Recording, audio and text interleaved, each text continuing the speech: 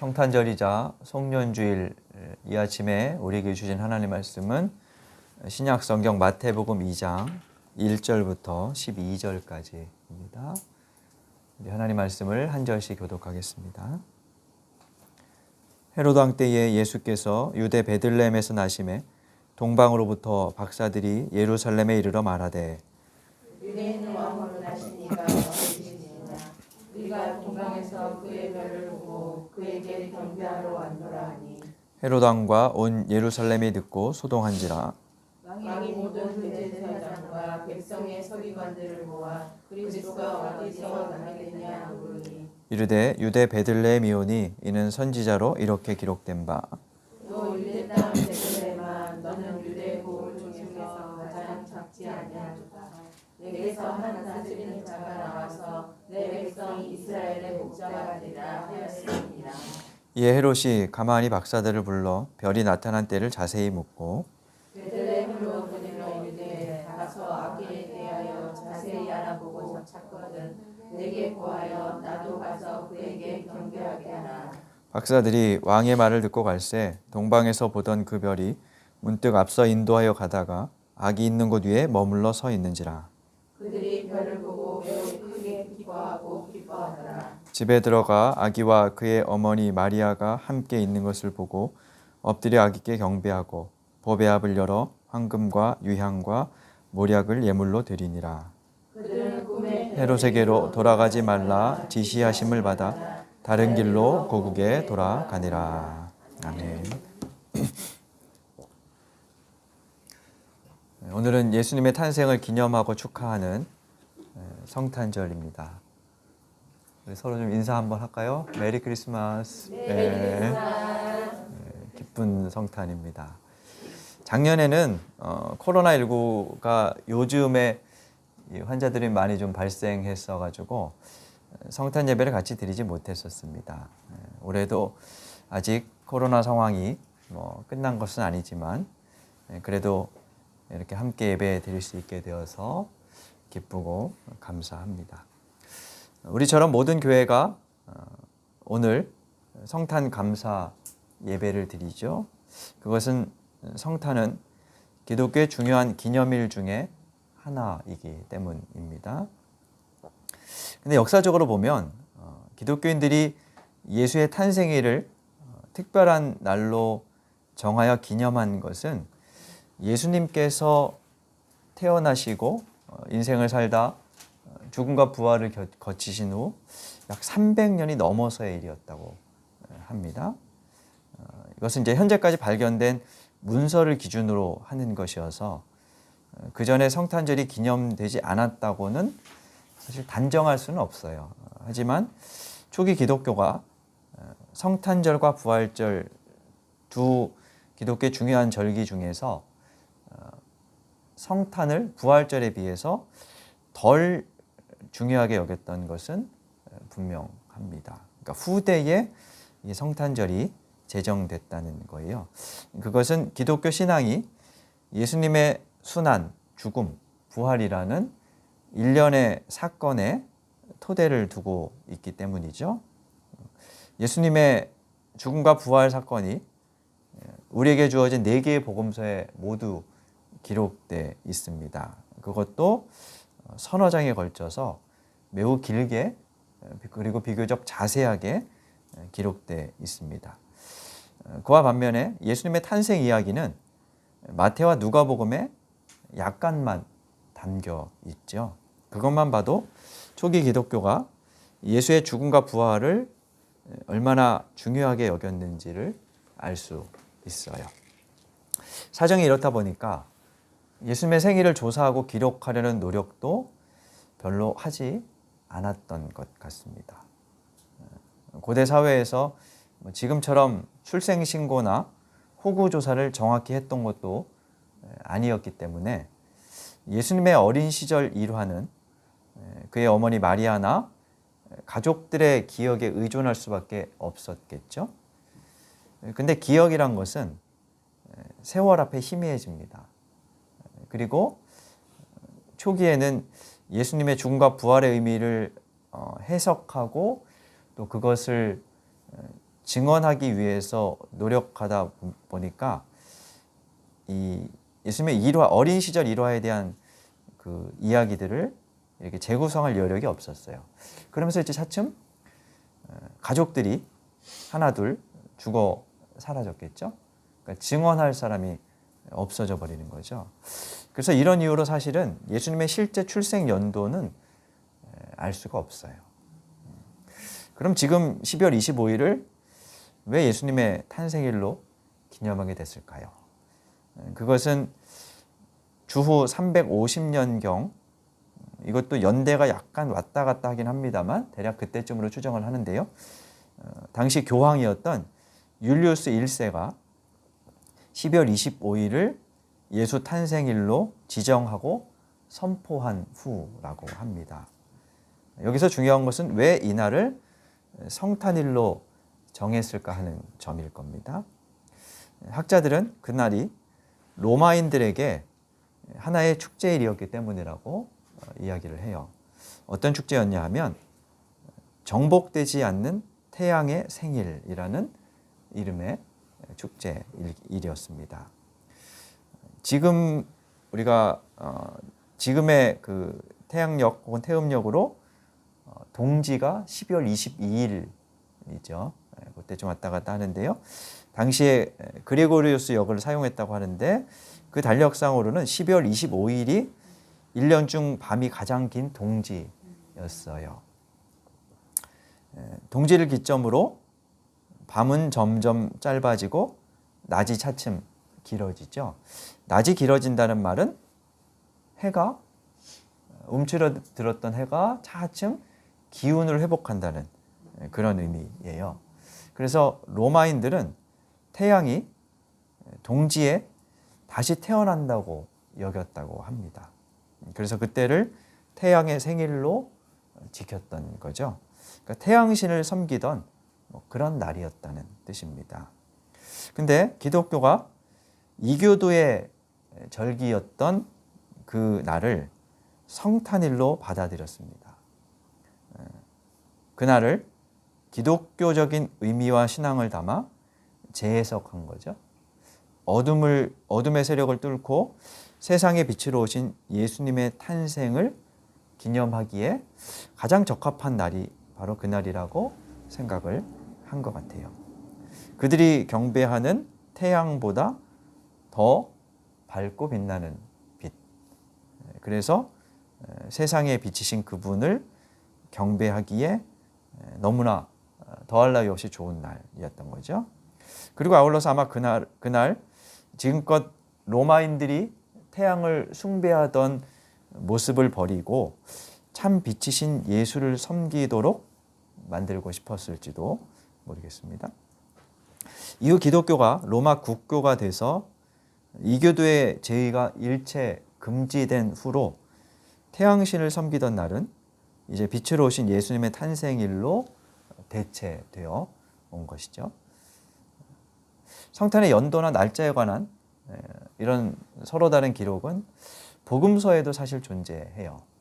복음서 내에 마태와 누가복음에 나오는 예수님의 탄생 모델을 보면 그 연대가 사실은 서로 다릅니다. 오늘 본문은 동방박사들이 예수님을 찾아온 때의 이야기죠. 1절에 보니까 헤롯 왕 때에 그들이 찾아와 유대 베들레헴에서 나신 왕이 어디 있느냐라고 묻는 모습을 보입니다. 이 헤롯은 주전 37년경부터 유대 땅을 다스리다가 주전 4년경에 죽었습니다. 우리가 뒤에 나오는 그러니까 예수님의 공생의 기간에 있었던 헤롯과 구분하기 위해서 이 헤롯을 대헤롯 이렇게 부르는데요. 그러니까 복음서의 후반에 나오는 헤롯은 이 헤롯의 아들이죠. 그래서 대헤롯 그리고 뒤에 나오는 헤롯은 그냥 헤롯 이렇게 이제 구분을 하는데요. 다 헤롯 일가라서 이제 그렇게 부르는 겁니다. 어쨌든 지금 마태복음 2장에 나오는 헤롯은 주전 37년경부터 주전 4년경에 이 유대 땅을 다스렸어요. 자, 그럼 이 복음서 기록에 따르면 예수님은 언제 태어나시게 될까요? 헤롯이 주전 4년에 죽었는데 아직 죽지 않았어요. 그러니까 예수님은 최소한 주전 4년 이전에 태어나셨겠죠. 그러니까 우리가 지금 BC AD를 예수님의 탄생을 1년으로 쳐서 기원전, 기원후 이렇게 여기는 건데 사실 그 이전에 태어나셨다는 겁니다. 주전 4년에 헤롯이 죽었는데 오늘 보면은 또 그 이전이니까 최소한 주전 6년경쯤에 예수님이 태어나셨을 것이라 라고 추정을 해볼 수 있어요. 반면에 누가복음에 보면 누가복음 2장에 보면요. 예수님의 탄생을 로마의 초대 황제였던 아우구스투스라는 황제가 호적 정리를 명령했던 때라고 말하고 있습니다. 그 시기는 대략 주후 6년경으로 알려져 있어요. 그러니까 마태와 누가 두 복음서가 전하는 예수님의 탄생 시기가 적어도 10년 정도 차이가 나는 셈인 거죠. 좀 혼란스러울 수도 있는 이야기입니다만 여기서 그래서 정확한 연대가 언제냐 뭐 이런 것을 묻는 건 사실 무의미합니다. 복음사가들은 복음서를 저술한 사람들은 정확한 연대를 기록하려는 목적으로 이것을 쓰지 않았어요. 지금 우리도 몇 년 전 사건들을 이렇게 추적해 보면 언제 있었는지 이게 2010년이었는지 뭐 15년이었는지 잘 이렇게 기억 못 하잖아요. 그죠? 그래서 기록이 유실되었거나 뭐 혹은 그 당시에 또 달력이 지금과 달라서 정확하게 추정하지 못하기 때문이기도 한데요. 그러니까 복음서를 기록한 사람들은 그래서 언제 어떻게 정확하게 그것을 저술하려고 했다기보다 예수님이 누구고 그분이 하신 일이 무엇이었는지 또 그것이 당대의 사람들에게 어떤 의미가 있었는지를 보도하려고 했던 거죠. 그것을 그래도 그 당시에 비교적 사실이라고 여겨졌던 역사적인 어떤 기점들을 근거로 주장을 하는 겁니다. 오늘의 이제 연구에 의하면 그 연대들이 좀 다르고 수정해야 하지만 중요한 것은 이러한 일들을 통해서 예수님이 어떤 분이었을까, 무엇을 전하려고 한 것인가 하는 것을 알아낸 것이 그래서 중요한 거죠. 오늘 마태복음에 따르면 마태는 예수님의 이 탄생 장면을 의도적으로 당시의 유대인의 왕이었던 헤롯과 동방에서 새로운 유대인의 왕을 찾으러 온 박사들 사이에 배치합니다. 그리고 예수님을 큰 별과 같은 참 유대인의 왕이시라는 것을 보여주려고 했어요. 이 헤롯, 오늘 본문에 표현된 헤롯은 로마로부터 권력을 부여받은 유대인의 왕이었어요. 당시에는 뭐 로마 제국 전체가 유대 땅까지 다 지배하고 있었죠. 그래서 로마의 그 권력이 이스라엘 땅까지 미치고 있었는데 다만 자체 왕들을 로마 정부가 세우는 일을 하고 있었습니다. 그러니까 헤롯은 로마에게 아첨하고 또 뇌물을 바쳐서 그 권력을 인정받은 그런 왕이었습니다. 근데 이 사람은 문제가 하나 있었는데 정통 유대 출신이 아니고 그러니까 유대 혈통이 아니고 에돔 출신이었어요. 에서의 후손이었던 에돔 출신이었어요. 에서의 집안과 이스라엘 집안은 별로 사이가 좋지 못했어요. 그래서 에돔 출신이었던 헤롯 왕은 유대인들로부터 크게 인정받지 못했고 늘 유대인의 왕이지만 진짜 유대인은 아니야 라는 비아냥을 들으며 혈통 컴플렉스에 시달렸다고 합니다. 그 컴플렉스는 그만큼 그로 하여금 권력에 집착하도록 만들었죠. 그래서 일생 동안 자신의 권력을 넘본다는 의심이 들면 아들도 죽이고 아내도 죽이는 일을 서슴지 않았어요. 그래서 로마 정가에는 헤롯의 아들로 태어나느니 헤롯의 돼지로 태어나는 게 낫다라는 말이 있을 정도였다고 합니다. 아들로 태어나서 그냥 의심받아 죽었던 일들이 벌어졌기 때문이라는 거죠. 자, 이런 헤롯에게 동방에서 박사들이 찾아왔습니다. 그들은 말하자면 동쪽 나라의 지식인들이었는데요. 아마도 지금의 이란이나 이라크 지역, 당시에는 유대 동쪽 페르시아 아마 출신이었을 겁니다. 오늘 본문에 1절 박사들 앞에 각주 번호가 있죠. 그 번호를 따라 아래로 내려가 보면 박사들이라는 표현은 점성가들이라는 주가 달려 있습니다. 그러니까 이 사람들은 점성술사였다는 거죠. 별을 연구하고 별점을 쳐서 국가의 대소사에 대해서 아마 왕에게 조언하는 그런 인사들이었을 겁니다. 지금 생각하면 뭐 별점, 별을 연구하는 것이 크게 과학적이지 않다고 생각할 수도 있지만 당시에는 매우 중요한 그런 일이었습니다. 페르시아의 점성학은 이때 별자리를 12궁도로 나누었다 그래요. 그리고 그 중에 왕의 궁도가 있었는데 그 왕의 궁도 자리에 어떤 특정한 별이 들어가거나 나타나면 새로운 왕이 탄생할 것이라는 그런 이야기가 전해지고 있었어요. 그러니까 별을 연구하던 이 동방의 박사들이 하늘에서 그런 현상이 일어난 것을 본 것이었겠죠. 근데 그것뿐만 아니라 이들이 유대 땅까지 찾아온 것은 또 다른 예언 때문이었어요. 그것은 로마의 동쪽으로부터 일어나게 될 왕이 로마 제국을 멸망시킬 것이다 라는 신탁 때문이었답니다. 로마의 동쪽은 유대 땅이었고요. 그곳에서 태어날 왕이 다윗의 후손일 거라는 해석이 널리 퍼져 있었어요. 유대 땅의 통치자 입장에서 보면 루머나 유언비어였음에도 그렇다고 신경을 안 쓸 수는 없었겠죠. 그래서 실제로 기원전 63년에 로마 제국이 예루살렘을 정복한 후에 다윗의 후손들을 불러다가 조사했었다는 기록이 있다고 합니다.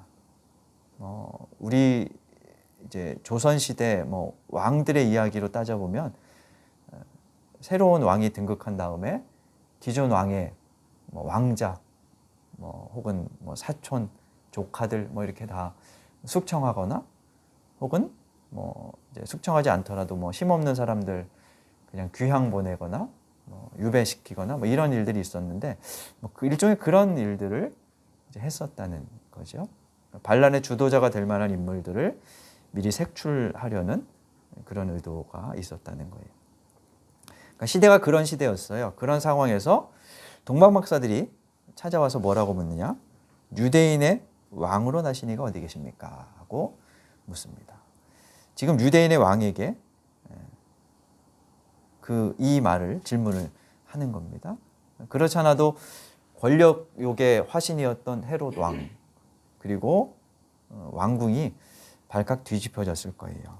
그래서 3절에는 소동이 일어났다라고 말하고 있죠. 소란과 동요가 일어났다는 뜻입니다. 이 헤롯은 종교 지식인들을 통해서 악의 행방을 찾습니다.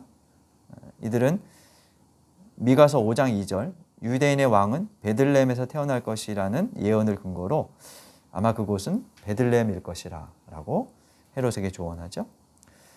그리고 헤롯은 동방 박사들을 가만히 불러 별이 나타난 자초 지정을 자세히 묻습니다. 7절에 가만히 불러 자세히 물었다. 그리고 8절에도 자세히 알아보고 찾거든 이렇게 말하고 있죠. 매우 관심을 기울이고 있는 것을 볼 수 있습니다. 가만히 불렀다는 것은 어떤 사람은 일종의 보도 통제를 하려고 했던 것이다. 이렇게 얘기하기도 하더라고요. 그러니까 아주 치밀하게 계산된 행동을 했다는 거죠. 그리고 모략가답게 동방 박사들에게 아기를 찾거든 꼭 돌아와서 나에게도 그것을 전해달라. 나를 안내해달라라고 부탁하기까지 합니다. 그 아기를 제거하려는 속내를 숨기고 자기도 경배하고 싶다 이렇게 속인 거죠. 근데 동방박사들은 예수님을 만나 경배한 후에 한 꿈을 꾸고 헤롯에게 아이의 존재를 알리지 말라는 지시를 받아 다른 길로 자신들의 고향으로 돌아갑니다. 2장 16절에 따르면 그 일을 나중에 알게 된 헤롯이 약 2년 후에 박사들에게 속은 줄 알고 아이가 태어난 곳으로 짐작되던 베들레헴 인근에 2살 이하 남자 아이들을 모조리 죽이는 대학살을 벌이고 맙니다. 한편 헤롯의 왕국에서 나온 동방박사들은 다시 나타난 별의 인도를 따라 아기가 있는 곳을 찾아갔지요. 9절에 보면 그 별이 앞서 인도하여 가다가 아기가 있는 곳 위에 머물러 섰다라고 말합니다. 이 장면을 여러분 상상하면 어떤 그림이 떠오르시나요? 하늘에 어떤 별이 막 가다가 멈춰 섰습니다. 여러분이 화가 나면 어떻게 그림을 그리시겠어요? 우리가 많이 성탄 카드에서 보는 장면이죠. 하늘에 별이 하나 있고 거기에서 큰 빗줄기가 쫙 내려와서 특정하게 한 곳을 비추는, 마치 SF 영화 같은 거에 보면 지구의 상공에 떠오른 외계인 우주선에서 큰 빛이 이렇게 내려 비치는 것 같은 그런 장면을 상상해서 그리곤 합니다. 실제 그런 일이 일어났을까요? 어떨 것 같으세요? 별이 한 군데를 탁 비춘다는 것은 그리고 그게 굉장히 분명하게 선명하게 보일 정도로 이렇게 비춘다는 건 사실은 실제 별의 이야기들로는 좀 일어날 수 없는 그런 일이에요. 만약에 실제로 그런 일이 일어났다 치면 동방박사들뿐만 아니라 각 지역에서 그 장면을 목격했을 겁니다. 지금도 우리가 만 광년 떨어진 별의 그 움직임들을 모두가 보고 막 이렇게 반응하잖아요. 근데 당시에 이 베들레헴과 예루살렘은 한 10km 떨어진 거리였어요. 10km 떨어진 거리에서 예루살렘의 헤롯 왕이 그 별을 보지 못했을 리는 없을 것 같아요. 그럼 여기서 중요한 건 뭘까요? 그 별이 실제로 있었습니다. 그런데 누구는 봤고 누구는 보지 못했습니다. 그 차이가 무엇일까 하는 것을 우리가 오늘 한번 생각해 보려고 합니다. 오늘 이야기는 민수기 24장을 배경으로 하면 좀 더 이해하기가 쉽습니다. 구약 민수기 23장에 보면 애굽을 탈출한 이스라엘 사람들이 광야를 유랑하다가 한 40년간 광야를 유랑하다가 가나안 땅을 동쪽으로 우회해서 이제 가나안에 입성하기 전에 이야기를 그리는데요. 그렇게 돌아가기 위해서는 모압 지방을 지나가야 했어요. 근데 어느 왕이 대백성이 대규모의 사람들이 자기네 땅을 통과하는 것을 그냥 두고 보겠어요. 그래서 이 당시에 모압 왕이었던 발락이라는 왕이 이스라엘 사람들이 자기 땅으로 들어오려는 것을 허락하지 않고 지나가는 그들을 저주하려고 발람이라는 이교도 예언자를 불러서 저 이스라엘 백성들을 좀 저주해 달라라고 청탁을 해요. 하지만 발락 왕의 의도가 실현되지 않았는데요. 예언자가 자신의 의지와는 무관한 어떤 힘에 이끌려서 이스라엘을 축복했기 때문입니다. 민수기 24장 17절에 따르면 그때 이 발람이라는 예언자가 이렇게 예언을 했어요. 한 별이 야곱에게서 나올 것이다.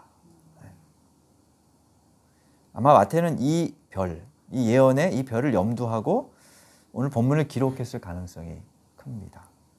구약의 예언처럼 예수라는 별이 이스라엘의 구원자로 유대인의 왕으로 떠올랐음을 상징적으로 말하고 싶었을 거죠.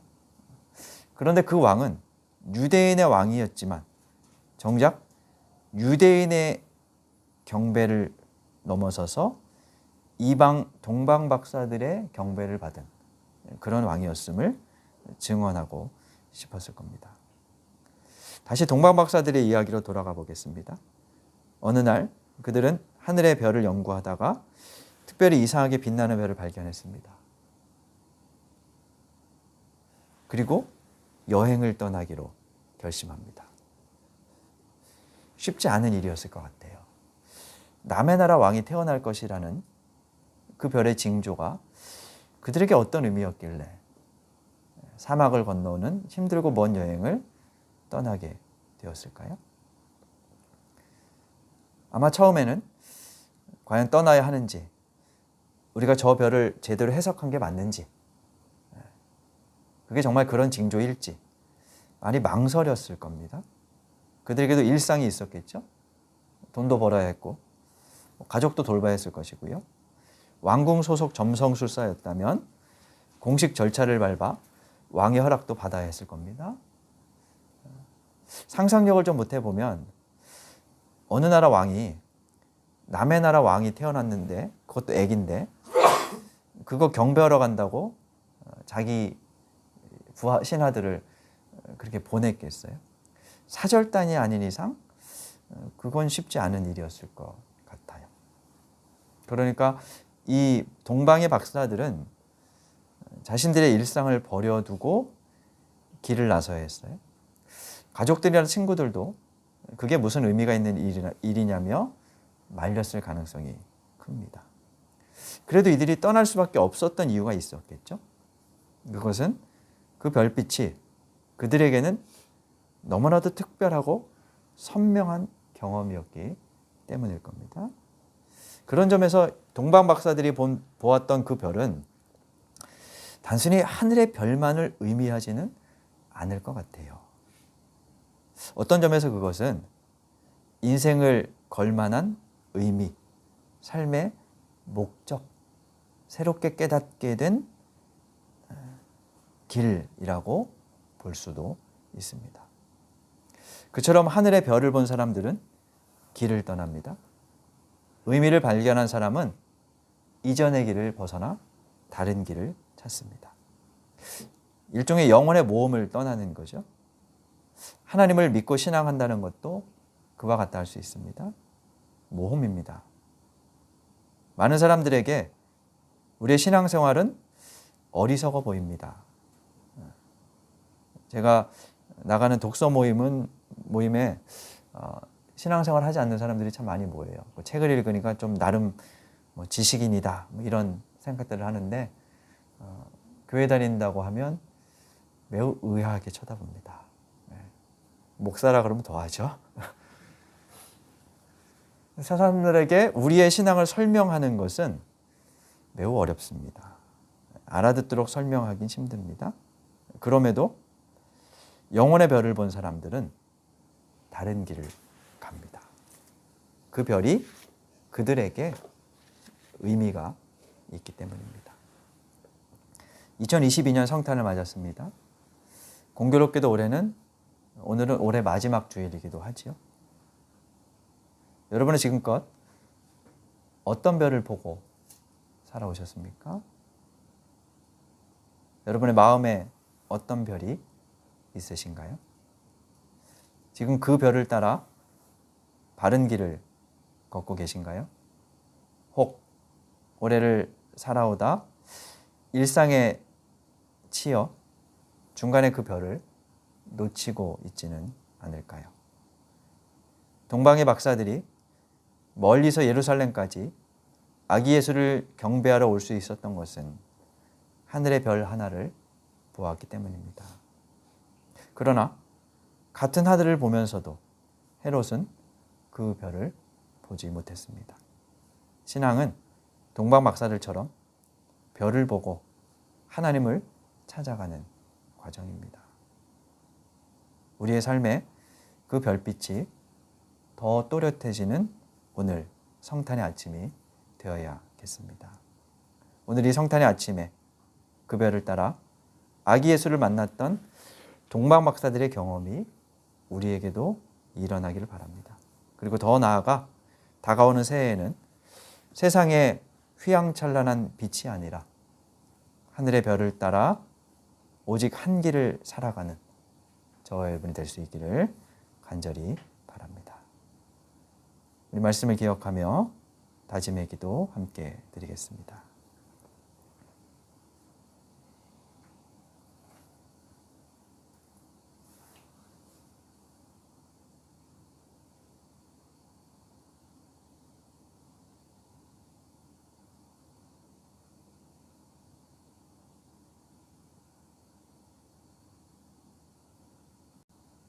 하나님, 성탄의 아침 주님의 말씀을 듣습니다. 동방의 박사들이 하늘의 별을 보고 아기 예수를 찾아 경배하였던 것처럼 저희도 마음에 새겨주신 별을 바라보며 하나님께로 나아가게 하여 주옵소서. 일상에 치이고 일상에 매여 별을 향한 집중력을 잃지 않게 하여 주시고 주님 안에서 우리의 삶의 의미와 목적을 끊임없이 찾아가게 하여 주옵소서. 하늘의 큰 별로 유대인의 왕으로 태어나신 예수께서 우리의 마음에도 별로 임하여 주옵소서. 그 별이 빛을 잃지 않도록 우리의 일상을 살게 하여 주옵소서. 예수님 이름으로 기도드립니다. 아멘.